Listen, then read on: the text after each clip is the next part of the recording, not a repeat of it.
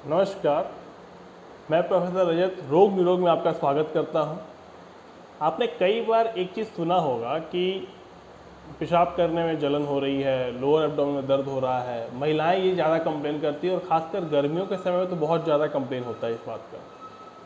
तो आखिर ये होता क्यों है? एक और टर्म होगा, आपने सुना होगा, यूरिन ट्रैक्ट इन्फेक्शन, यूटीआई, या फिर पेशाब के रास्ते में इन्फेक्शन। ये भी आपने कभी सुना होगा। तो एक्चुअल में ये होता क्या है? तो ये जो जलन वाला पार्ट है, दर्द वाला पार्ट है, इसी यूरिन ट्रैक इन्फेक्शन की वजह से है, इसी यूटीआई की वजह से। आखिर ये होता क्या है? जो हम लोग का सिस्टम है, यूरिन ट्रैक या यूरिनरी सिस्टम है, जो उसमें होता ये है कि जब बैक्टीरिया जो है यूरेथ्रा यानी कि जो पेशाब जहाँ से निकलता है उसके थ्रू यूरिन सिस्टम में जाता है, अंदर जाता है, ब्लैडर तक पहुँचता है, तो वहाँ पे वो ग्रो करता है। ग्रो करके वो बैक्टीरियल इन्फेक्शन करा देता है हमारे यूरिन ट्रैक्ट में, जिसमें जितने पार्ट हैं यूरिन ट्रैक्ट के, इसमें किसी में भी इन्फेक्शन हो सकता है। जैसे किडनी में हो सकता है, यूरेटर में हो सकता है, यूरेथ्रा में हो सकता है, या ब्लैडर में हो सकता है। लेकिन बॉडी का जो डिफेंस मैकेनिज्म है वो हमेशा इस चीज़ को रोकता है। बट कभी कभी ऐसा होता है कि ये फेल कर जाता है और बैक्टीरिया एंटर कर जाता है। तो वो एंटर कर गया, एंटर करने के बाद ब्लैडर तक पहुँचता है और ब्लैडर में वो पनपता है, वो ग्रो करता है और उसके बाद वो इन्फेक्शन कराता है। ये होता है आपका urine track infection. Urine track infection महिलाओं में ज़्यादा देखने को मिलता है।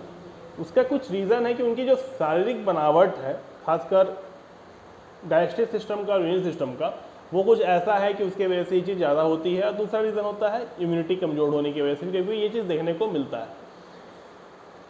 तो पहले तो देखते हैं कि आखिर ये होता क्यों है, क्योंकि समझना ज़्यादा जरूरी है कि हो क्यों रहा है, आखिर यूरिन ट्रैक इन्फेक्शन होता क्यों है। ये समझेंगे तभी तो आगे कुछ कर सकते हैं।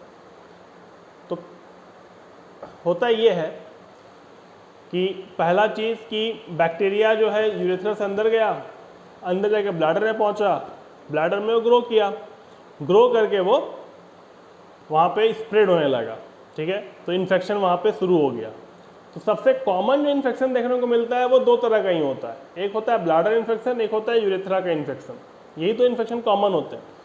तो जो ब्लैडर का इन्फेक्शन होता है वो सबसे ज़्यादा ई कोलाई नामक बैक्टीरिया की वजह से होता है। तो ई कोलाई, और उसके अलावा भी और बैक्टीरिया होते हैं जो गैस्ट्रोइंटेस्टाइनल ट्रैक्ट के बैक्टीरिया होते हैं, जनरली वही यूरिन ट्रैक इन्फेक्शन कराते हैं।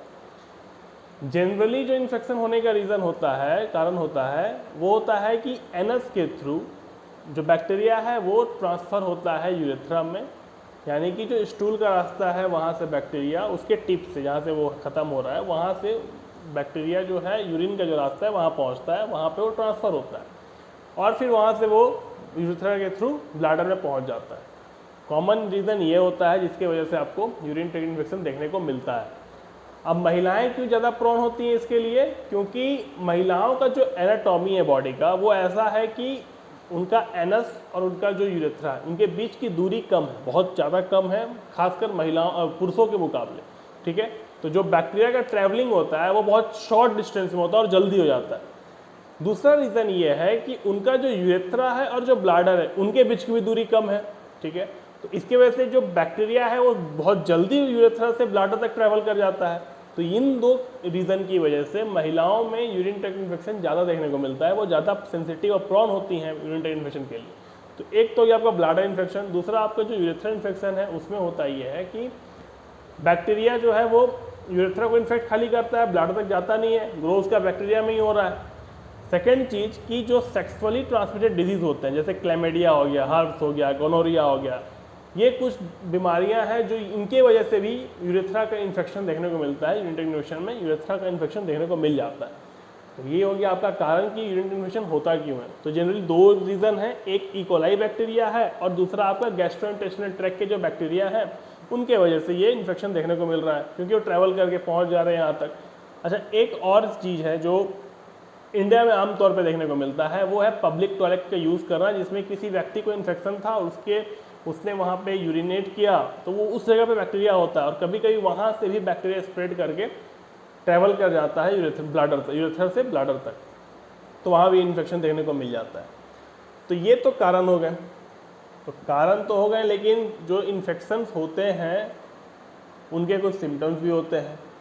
पता चलता है ना कि इन ऐसा कुछ फील हो रहा है तो आपको इन्फेक्शन है, डॉक्टर पूछते भी हैं कि आपको कैसा लग रहा है।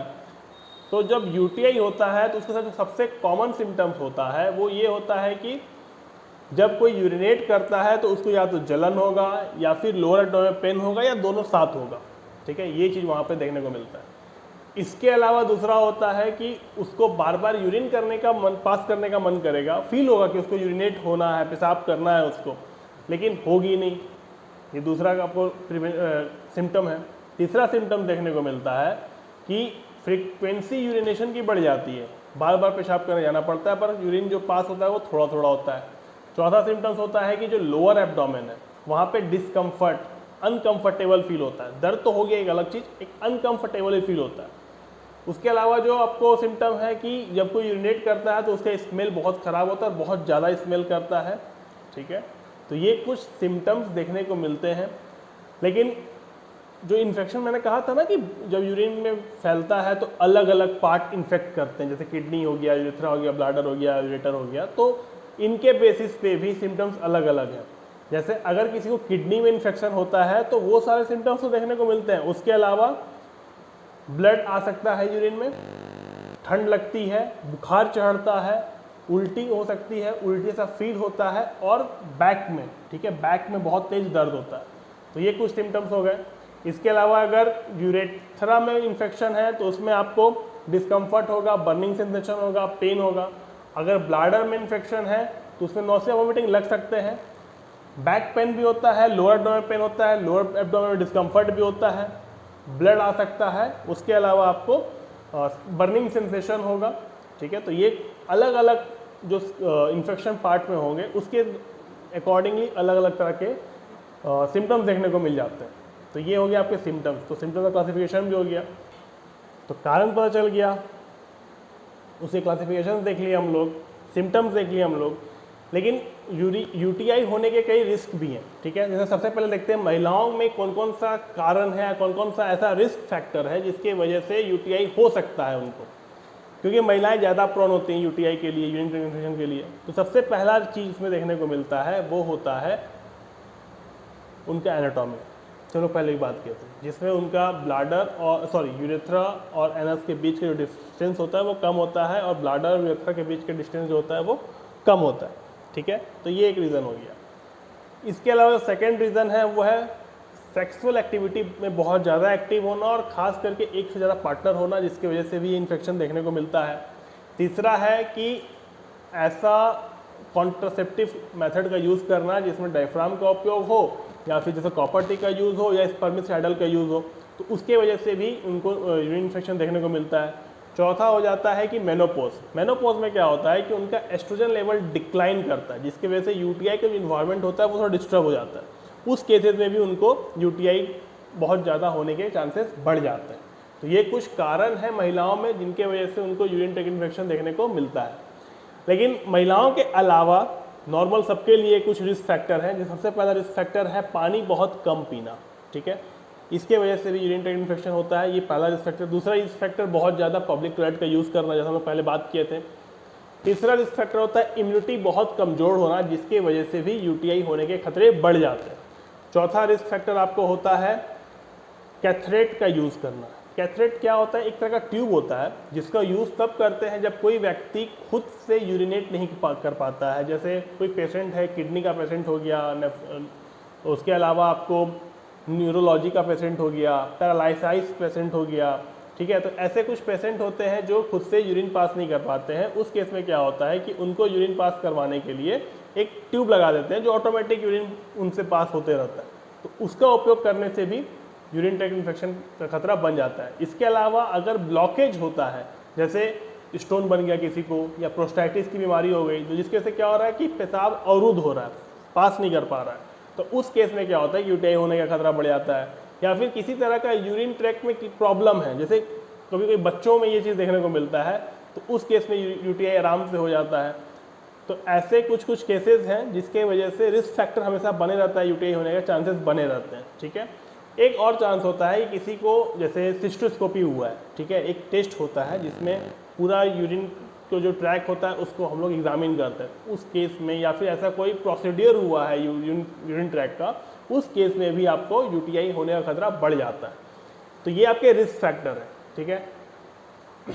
तो इसके बाद अब किसी को यूटीआई सिम्टम्स पता चल गया, रिस्क फैक्टर पता चल गया, पर पता कैसे करेंगे कि कंफर्म होना है ना कि यूटीआई हुआ है। तो 3-4 टेस्ट होते हैं। सबसे पहला कॉमन टेस्ट होता है, आपको नॉर्मल यूरिन का एग्जामिनेशन करते हैं जिसमें white blood cell, red blood cell, epithelial cell, इन सब चीज़ों को चेक करते हैं कि आ रहा है कि नहीं आ रहा है, ठीक है। इसके अलावा कल्चर टेस्ट करते हैं। सेकंड कल्चर टेस्ट में होता है कि यूरिन सैंपल लेते हैं, लैब में कल्चर ग्रो करते हैं, देखते हैं कि उसमें बैक्टीरिया ग्रो हो रहा है कि नहीं, यूटीआई है या नहीं है, उसको टेस्ट करके देखते हैं। तीसरा होता है, आपको ज़रूरत पड़ने पे, जनरली होता नहीं है, सीटी स्कैन वगैरह करके देखा जाता है कि यूटीआई का कोई सिम्टम्स है या नहीं है। और आखिरी होता है कि सिस्टोस्कोपी वगैरह करके भी चेक करते हैं कि यूटीआई है या नहीं है, ठीक है। तो ये कुछ डायग्नोसिस हैं कैसे पता करें टेस्ट करने के लिए। तो इसके थ्रू हम लोग पता चल जाता है कि यूटीआई है कि नहीं है, ठीक है। टेस्ट हो गया, पता चल गया, तो इलाज भी तो करना है।